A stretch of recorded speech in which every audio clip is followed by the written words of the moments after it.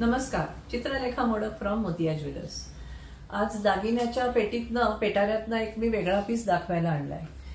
Bracelets की जी बायकांना हल्ली बँगल्सना थोडी रिप्लेसमेंट आपल्याला लागते, party wear, western wear, casual वेअरला।